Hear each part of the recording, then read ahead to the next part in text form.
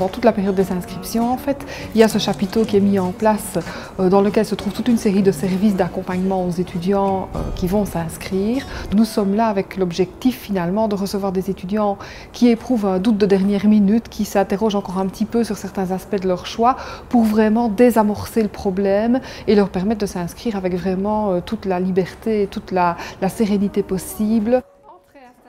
J'aimerais bien devenir journaliste et pour ça j'envisageais de faire les romanes, mais je me demandais si c'était vraiment la bonne orientation. Est-ce que vous pourriez peut-être déjà me préciser un petit peu quel type de journalisme vous avez envie de faire quand vous pensez au journalisme? Nous sommes dans le cadre d'une permanence sans rendez-vous et gratuite et donc la porte est ouverte à tout le monde.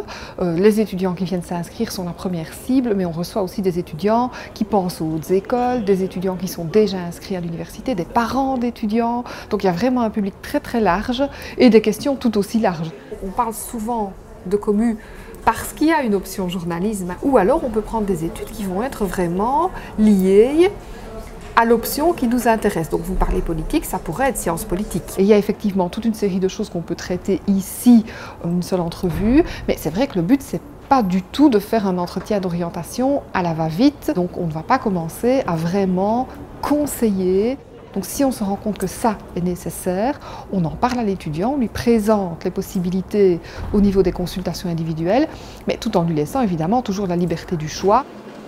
L'aide à l'orientation, ça veut dire aider à choisir ses études, choisir son futur métier ou se poser des questions éventuellement pour une réorientation, etc.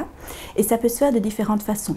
Soit en entretien individuel pour réaliser vraiment ce que l'on appellera un bilan d'orientation, soit au travers d'activités de groupe qui auront plutôt pour but de donner les balises, les premiers repères, les principales questions à se poser. Expliquez-moi un petit peu ce qui vous amène ici aujourd'hui. Donc l'année passée, j'étais en faculté d'architecture en première à l'UNIF et j'aimerais bien me réorienter car ce n'était pas du tout ça qui me convenait. Pour faire un bilan individuel, il faut généralement compter 2 entrevues qui durent plus ou moins 2 heures chacune et qu'en espace de quelques jours.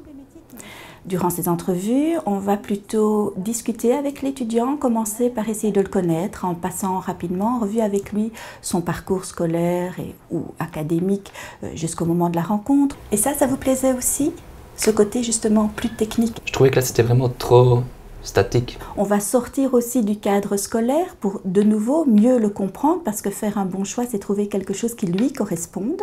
Donc on va s'intéresser un petit peu à sa personnalité de manière générale, aux choses qu'il aime faire dans ses temps libres, etc. Pour compléter un petit peu les indices qu'on a déjà pu recueillir, je vais vous expliquer, je vais vous donner un petit questionnaire à remplir. Donc si on regarde ici, je vais vous demander d'indiquer toutes vos rêveries professionnelles. Donc tous les métiers que vous avez déjà envisagés. Après ça, je vous propose une série d'activités de la vie de tous les jours pour cerner vos goûts, vos centres d'intérêt.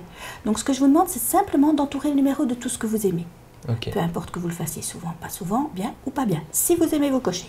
Et on va terminer par un petit peu d'auto-évaluation. Donc chaque fois une grande rubrique, l'aptitude au bricolage, à la recherche, la créativité, etc. Et en fonction de tout ça, on va dégager différentes pistes qu'on va l'aider alors à creuser, à critiquer, au niveau des études comme au niveau du métier à la clé, pour finalement ne garder qu'une ou 2 pistes particulièrement intéressantes. À côté des entretiens individuels qui sont personnalisés, nous menons aussi des activités de groupe.